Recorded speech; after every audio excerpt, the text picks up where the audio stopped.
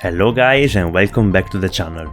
In this video I will give you guys a complete event and farming guide for the new collaboration event Fate Requiem Board Games of Apocalypse that will start on the 6th of May. This event is really particular in both the layout of the best farming node and the way to proceed in the main quest. For this reason I've added some new section to this guide that should prove useful for you all without making this video too long, hopefully.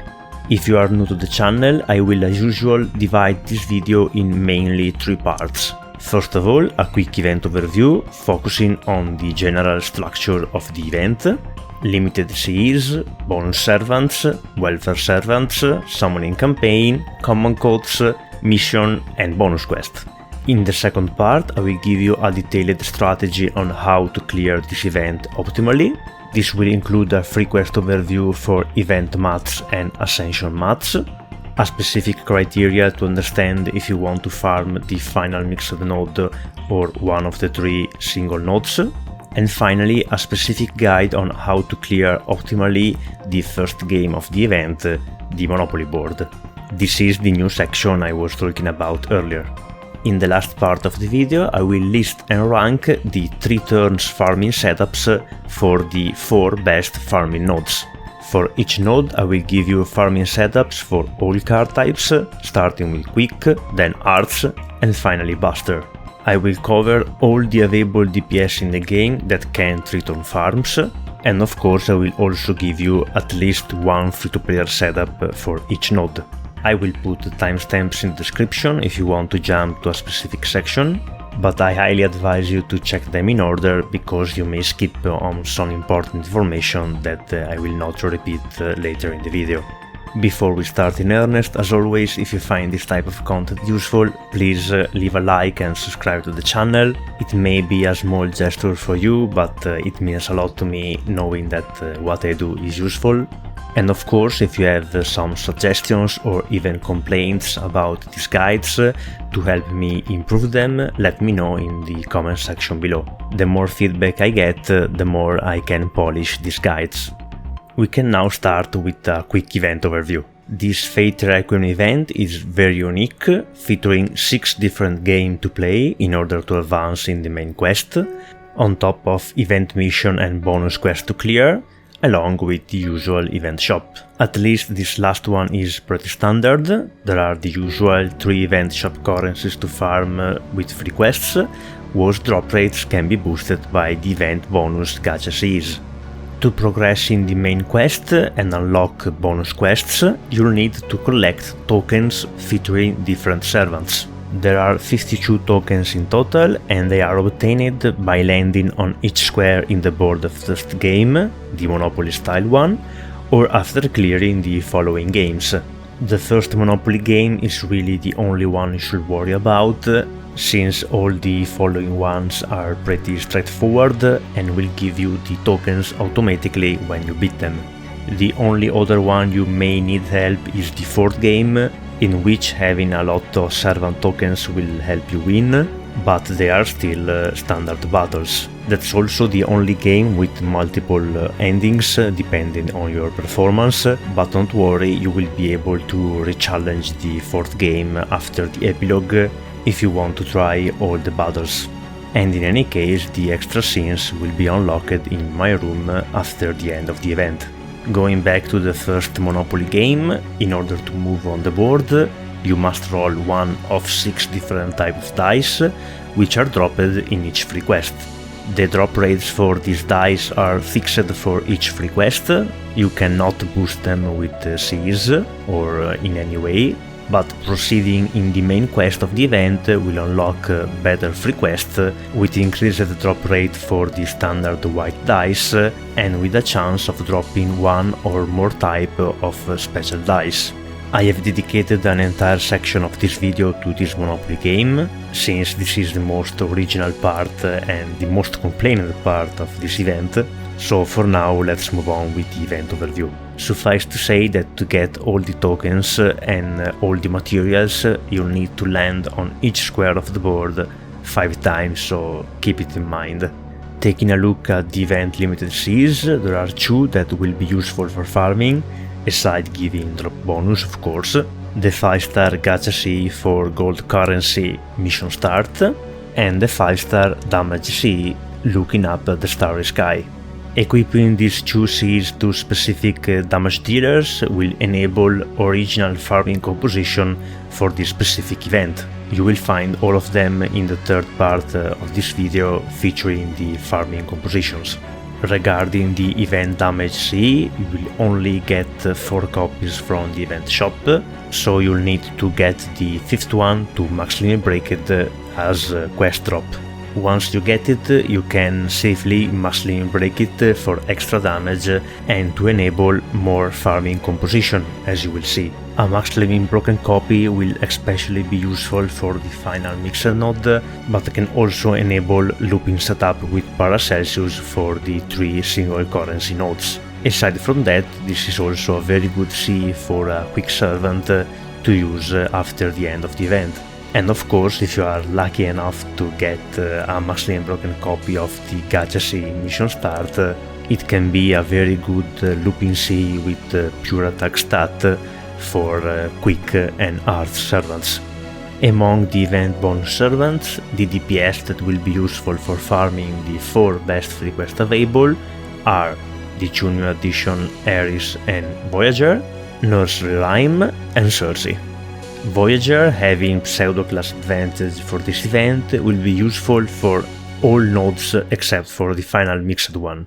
Instead, I will only use Erice in free-to-player composition, since even with the damage bonus for this event, the instant death mechanic on her MP will prevent her from looping reliably.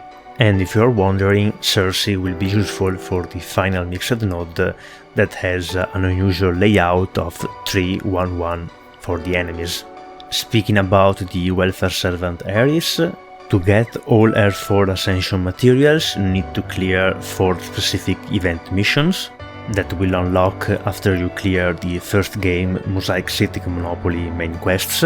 After that, you'll need to make her permanent by clearing the epilogue of the main quest that will unlock after May 11, and in order to get additional copies of her to reach MP5, you'll need to clear 4 specific bonus quests.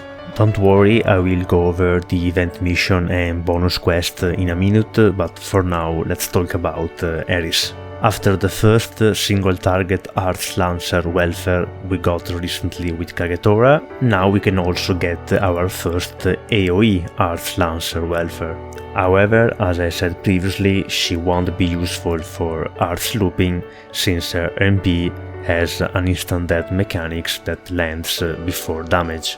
So she won't compete with the likes of Fionn and Melt Lancer. Instead, she will be very useful for difficult story battles and challenge quests, thanks to her strong skillset and guaranteed MP5.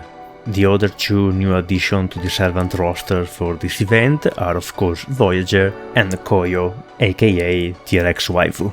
Since the T-Rex Waifu part is self-explanatory, let's talk about Voyager. Is he worth of the quartz you have saved so carefully for Castoria? On one end, he is definitely the best quick looping servant in the game right now. He is the only quick looper that can reliably use 6-slot farming setups. This is due to both his 50% MP charge and his good NP refund, which by the way has a fixed party-wide MP charge. This fixed MP charge allows him to refund efficiently even against assassin or berserkers. On the other hand, his damage potential is very low if you don't have him at high MP levels. Sure, he can get special damage against enemies with Sky attribute, but thanks to a combination of lackluster steroids, Noble Phantasm without interlude, and his lack of class advantage being extra class, his damage potential pales in comparison to the likes of Dante's, for example. And don't forget that next year we will get the welfare Mysterious Idol X Alter that will be a free MP5 AoE Quick Foreigner. With that said, the 50% MP charge and the refund potential makes him worth the attempt in my opinion. Just don't go overboard and use up all your funds for Custodia. Moving on to the event limited command codes. In order to get them, you'll need to complete 3 different bonus quests that will require specific tokens from the first game, Mosaic City Monopoly. Among them, the 5-star Vive la France and the 4-star Voyager's license can be very useful. Vive la France, with its critical star absorption and healing effect, it's ideal for servants with a single good arts card that excel in challenge quest, even more so for solo servants. For example, Enkidu, King Hassan or Ereshkigal. Voyager license, with its critical star gain and debuff clear, is ideal for servants suited for challenge quest that wants to crit but can't reliably produce stars, and that don't have a reliable way to clear debuffs. For example, again, King Hassan, Chuolter or Qinshi Wang. Yes, I know Lelouch has a debuff clear, but it's tied to his MP charge, so you can't freely use it when you want. And in any case, he really likes to crit, so he needs crit stars. Moving on to the event missions, fortunately for us, this time around they are very easy to clear. If you plan to clear the event completely, most likely this event mission will automatically be completed as you progress with the event. Just remember to put the welfare Erice on your team in order to reach bond level 3. Furthermore, you'll need to level her up and reach 3rd ascension. By the way, she also gets an XP boost for this event, so that leveling her up is even easier. If you are worried about the dice usage and the moving on the board missions, don't worry about them. I will give you a detailed guide later on in part 2 of this video. And in any case, as I said before, if you plan to clear the event completely, you'll automatically clear these missions. To conclude the first part of this video, let's take a look to the event bonus quests. If you get all the tokens from the Monopoly board and complete all the other games, reaching the epilogue of the event, you will unlock all of them without problems. The only thing I should mention is that you'll need to clear all of them in order to unlock the challenge quest for this event. I will start this second part of the video with the general strategy to clear this event as fast and optimally as possible. First of all, complete the main quests, the 6 games, as soon as they are available to unlock better free quests to farm. These games, along with the free quests that they will unlock, are time-gated. You'll need to wait until May 8th for the 3rd game, May 10 for the 5th game, and May 11 for the epilogue. While waiting for the next main quest to unlock, you can farm the latest free quest available to get the dice necessary to move on the board of the first game. Do that until obtaining enough servant tokens to unlock the next main quest. Just repeat this sequence until clearing all main quests. On the screen you can check the number of tokens you'll need in order to unlock the following games, but since each one of them will automatically give you servant tokens upon completion, you'll only need to get 14 tokens from the first Monopoly board in order to unlock all the main quests of the event. Now that you have unlocked all the best free quests, you can farm them for dice in order to move on the board until getting all 52 tokens to unlock all the bonus quests. You can start using apples here if needed. Finally, with all the other things completed, you can focus on farming free quests for the shop currencies in order to clear the event shop. And again, use apples if they are needed. I want to point out that I have suggested clearing the Monopoly board before the event shop only because the bonus quests that the board will unlock are way more important than clearing the event shop if you don't think you can clear all of the event. In fact, the bonus quests are necessary to get the extra copies for Erice to reach MP5 and to get the command codes. Meanwhile, aside from usual ascension materials, the shop only has the damage bonus C. If instead you are confident that you can clear all of the event, as I will explain in the Monopoly board guide, you should maybe farm the event shop first and then clear the board. Don't worry, I will go into details in a few minutes. Before, we need to take a look at the best free quest for this event. The Pro, Meijin and Champion free quests are the best single currency node respectively for bronze, silver and gold currency. All three of them have the usual layout of 3 enemies for each room, so looping setups are strong as always. To be fair, only the silver node may give you some trouble. In fact, thanks to the lack of good silver loopers and the presence of berserkers in each room that kills the refund potential, it could prove difficult to use a looping setup for this node. But the real problem in this event is the final mixed node. It's definitely the best node to farm, but it has an unusual layout of enemies. 3 in room 1 and then a single enemy with high HP in both room 2 and room 3. As you will see in the final part of this video featuring the farming composition, reaching the damage number required to kill both room 2 and room 3 with MP only will require using a rush or gong in room 1 in order to swap in an extra support, and using a single target DPS that either has special damage for the boss in room 3 or a big MP charge skill that will let him use the damage bonus C. Aside having the best drop rates for shop currencies and dice, this mixed node also has a very good rate for hearts. It's extremely close to the best drop rate available in free quests. Since we are on this subject, I should also mention a very good drop rates for mirror in the gold node, still lower than free quest but very close. Finally, regarding the dice used to move in the Monopoly board, as you can see, the standard white dice is dropped in each free quest, while the special type of dice will be dropped only in specific nodes. To be precise, only 2 types of special dice can be dropped in each free quest, with the exception of the final mixed node that will drop all types of dice.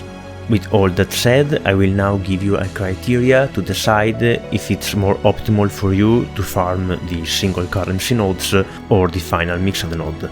This criteria only takes into consideration the shop currencies, so no dice or materials. In any case, most of you will need to farm even after clearing the Monopoly board, after which you won't need any more dice. Furthermore, remember that the hearts drop rate, even if close to free quest, it's still low compared to, let's say, farming raids or other kind of special event. Assuming you still need all 3 currencies to clear the event shop, the simple rule is to farm mixed node if you have few gacha CEs, or single node if you have a lot of gacha CEs. More precisely, the only reason to farm a single node is having a good farming setup that use a lot of gacha CEs for that node, but not being able to use all of them while farming the mixed node, aka you don't have a good farming setup for the mixed node, which given his unusual layout of enemies can be true, even for masters with very good farming servants. In any case, since even free-to-player setups have 3 slots available for event CEs, you should really only consider farming a single currency node if your single drop bonus is 5 or higher. If that's not the case for you, simply farm mixed node. That's how good the mixed node is for this event compared to the previous events. Again, if you can't reach a single drop bonus of 5 or higher, just skip the following section and farm mixed node. As usual, for the criteria, we'll call X the single drop bonus and Y the mixed drop bonus. To calculate them, you'll just need to count the number of CE that you can use in your farming composition for the single node and the mixed node. Remember that maximally broken copies of CEs count for 2. The mixed node is better than single node AP-wise only if the mixed drop bonus multiplied by 2 is equal or higher than the single drop bonus multiplied by 3 minus 7. If you so prefer, to avoid even this simple calculation, you can use the graph on the screen right now. Just find the point which has as coordinates your single drop bonus and your mixed drop bonus, and if that point is in the blue region on the screen, then mixed node is better. There is an example on the screen if you think it's complicated. Just to be precise, this last graphical method is the most precise one, since to make calculation easier I have simplified the equation above. You can see on the screen right now the correct equation that is linked to the graph below. From the previous criteria we can extrapolate this simplified rule, assuming you can use all the CEs for the single node even for the mixed node, meaning you can afford good farming setups for the mixed node.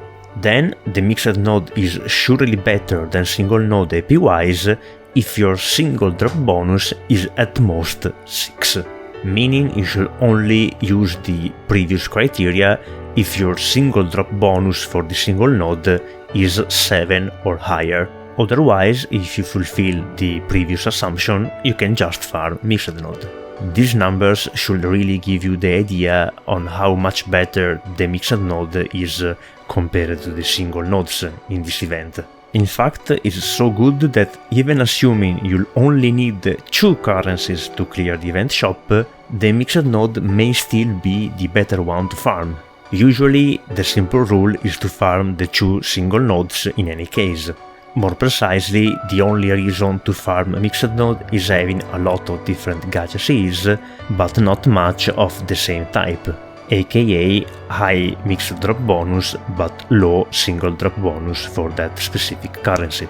Or alternatively, not being able to use all of them while farming the single node, meaning you don't have a very good farming setup for the single node.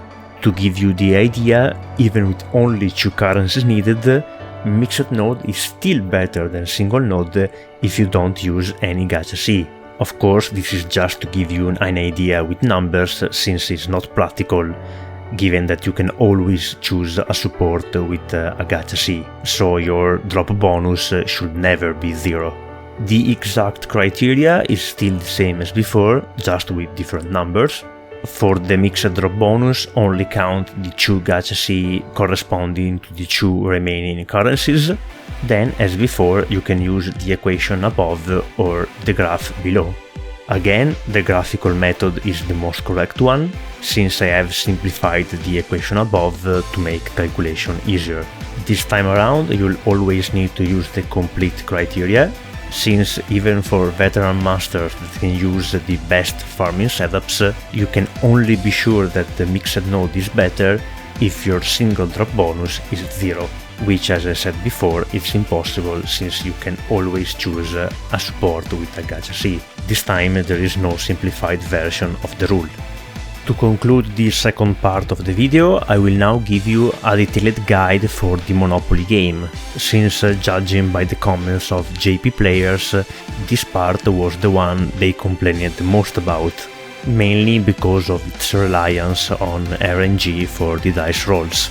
So I will explain how this game works and how to clear it optimally, especially when you should use each type of dice in order to avoid overfarming free quests while you are clearing the game board.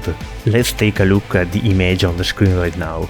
The orange diamonds on each square will dim out every time you land on the square. In this case, the image on the screen is one of a board that is already completed, but in order for you to clear the board, you'll need to land on each square 5 times, as you can see from the 5 diamonds on each square. The starting Go square and the Colosseum square are special ones since they will give you more tokens and you'll only need to land on them 3 times. Speaking about servant tokens, an orange circle on each square will dim out after obtaining that specific token. For squares that only have 1 token, you'll get it after landing on the square the first time. Instead, for square with 2 tokens, you will get the second one only on the 5th landing. Again, the Go Square and the Colosseum are special cases. As I said previously, you only need to land on them 3 times. By the way, for all other squares, upon landing you'll unlock battles only the first 2 times. The following 3 times you land on them, you'll get materials without any need for battles. Now let's take a closer look to the type of dice you can use to move on that board. As you should already know, in order of decreasing efficiency, you can use 6 different dice. The 3 gold one that gives you fixed results are of course the best ones, since they completely bypass the RNG of the game. Next we have the red dice with a max result of 3, followed by the blue dice with a minimum result of 4. And of course the standard 6-faced white dice is the less efficient one. If you are wondering why I've put the red dice before the blue dice, that's because even if each one of them can only give you 3 results, compared to the 6 results possible with the white dice, the red one is better since its average step size is lower, meaning that you'll be able to land on more square for each lap around the board. For this exact reason, the guaranteed 1-step gold dice is the best one. By extreme, if you could only use the first gold dice, you'll be able to land on each square in sequence 5 times with the minimum amount of roll necessary, without the risk of landing on a specific square more time than necessary while going around the game board multiple times. As you should have understood by now, with a bigger average step size for the dice, you'll skip over more square for each lap around the board, meaning that with the same number of rolls, you'll now need to travel around the board again while trying to avoid the squares that you have already landed on. Otherwise, these following dice rolls will be wasted. As I said previously, your objective is to land on each square 5 times in order to clear the board. The difference in efficiency among dice change with the number of squares you have completed, so theoretically speaking, it's best to save the gold, red and blue dice for the endgame.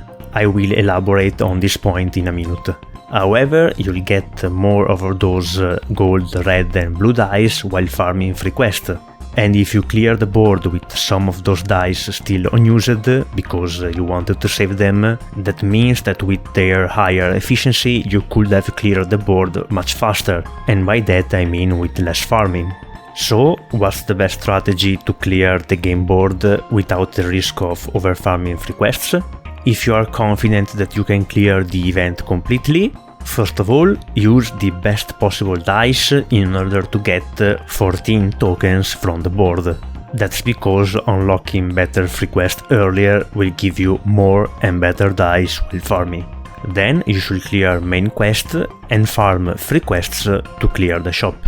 Ignore the board and the bonus quest for now, only do the ones that are unlocked. After having cleared the shop, you should now have a lot of dice of each type. In particular, the less gacha CEs you have, the more dice you'll end up with after clearing the shop. Knowing how many squares are left on the board to complete, you can now use your dice more efficiently without incurring in the risk of farming free quests. I will show you what I mean by that in a few seconds. After getting all the tokens from the board, you can now clear the bonus quests for MP5 Erice, common codes, and to unlock the final challenge quest. I can now show you the most efficient way to use your dice depending on the state of the board, and by that I mean the state of the 6 following square after your current position. Since it should be clear by now that the gold dice are the best possible choice every time, given their guaranteed results, I will focus on the 3 types of dice that have RNG. There will be 7 main states of the board, depending on the number of squares you want to avoid in the following 6 steps. By wanting to avoid, I mean of course completed squares, on which you have already landed 5 times, but they can also be the squares that you have landed more on compared to the other 6 around them. The reason you should avoid landing on the most landed square again, it's because you don't want to complete them too fast. That will mean that in the following lap around the board, you'll need to absolutely avoid those squares or your rolls will be wasted. In other words, the probability of success will become lower way earlier, as you will see in a moment.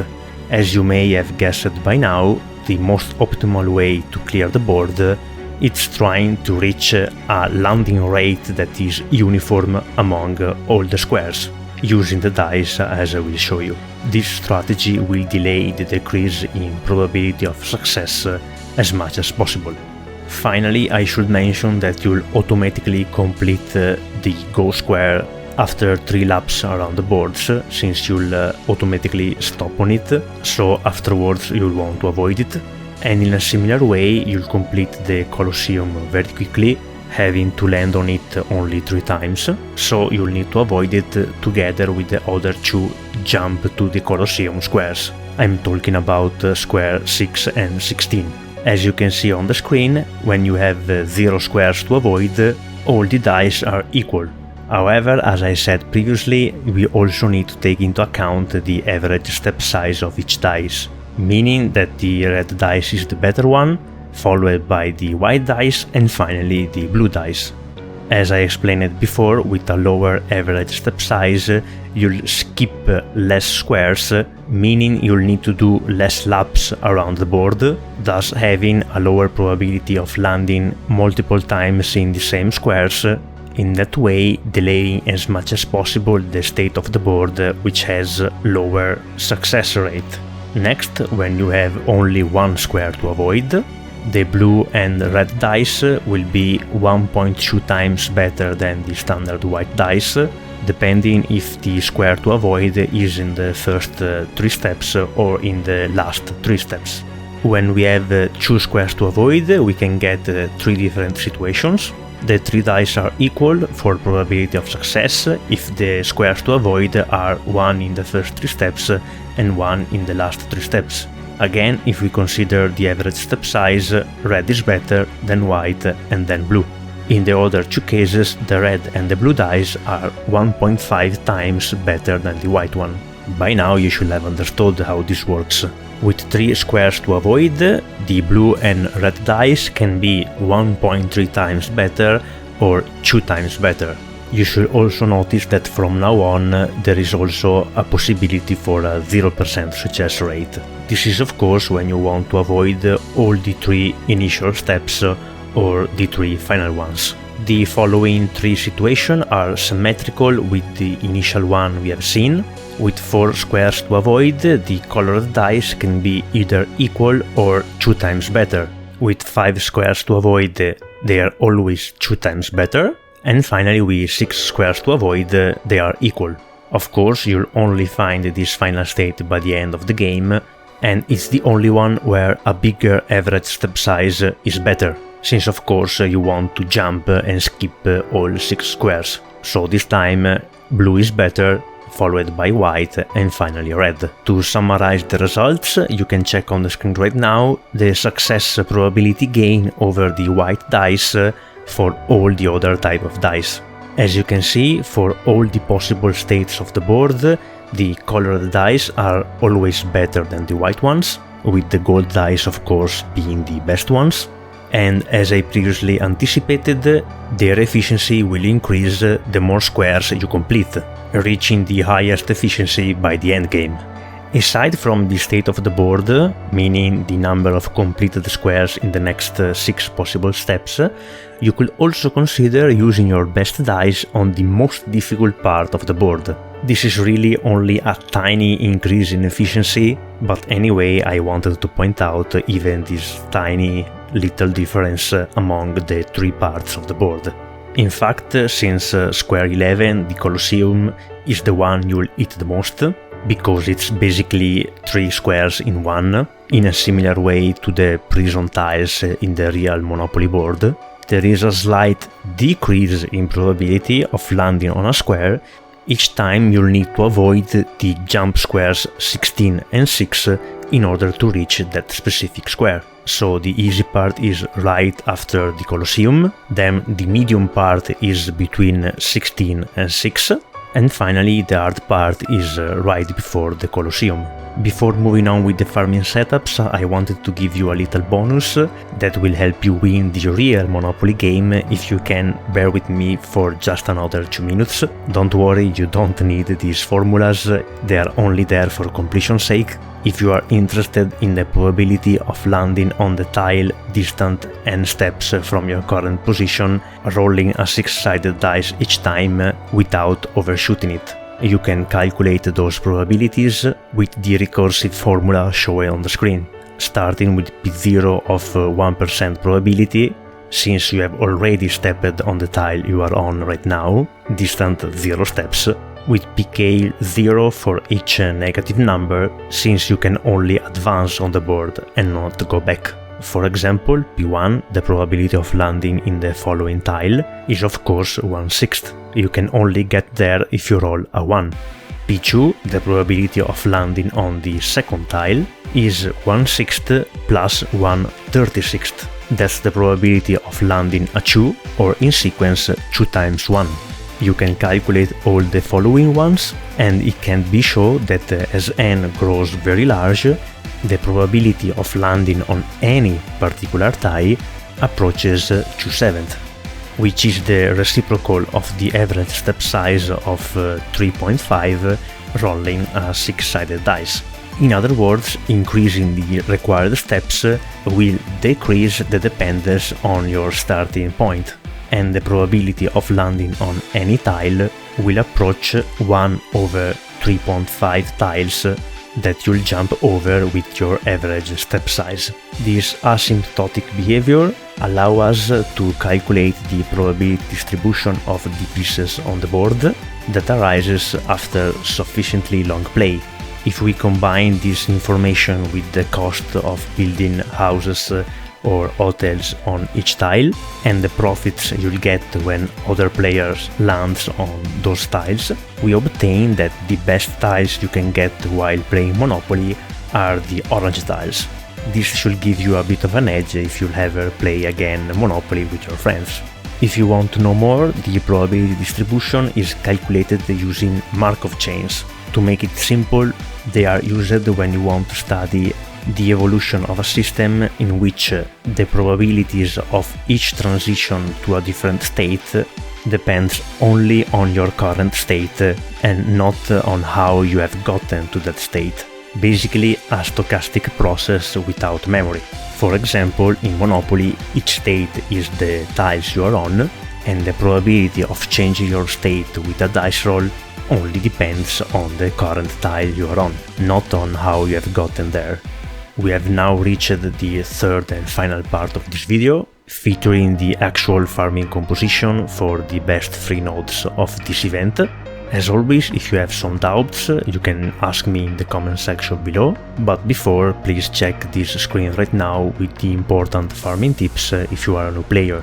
If instead you are wondering how I ranked the different farming setups, you can check the screen right now. For each farming node, I will start with the quick setups, then art setups, Buster setups, and finally free-to-player setups. The different composition for each card type will be listed in a decreasing order of efficiency. They will stay on the screen 5 seconds each, so you can pause the video as soon as you find a setup that you can run. Or in any case, if you want to read the information on the screen for other setups. If you are on mobile, don't use the double tap shortcut to skip ahead, since by default it skips 10 seconds, so you will miss a farming setup each time you skip. Before leaving you to the farming composition, as always, if you find this type of content useful, please leave a like and subscribe to the channel. It may be a small gesture for you, but it means a lot to me knowing that what I do is useful. And of course, if you have some suggestions or even complaints about these guides to help me improve them, let me know in the comment section below. The more feedback I get, the more I can polish these guides. That's all for today, guys. I will now leave you to the farming composition, and I will see you next time. Bye bye.